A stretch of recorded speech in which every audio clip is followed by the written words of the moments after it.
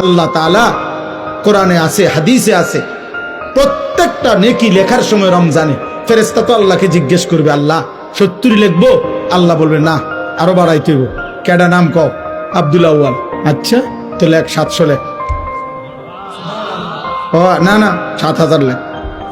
না না 70,000 লেখ। না না 7 লক্ষ লেখ। এক সেজদা 70 লাখ লেখ।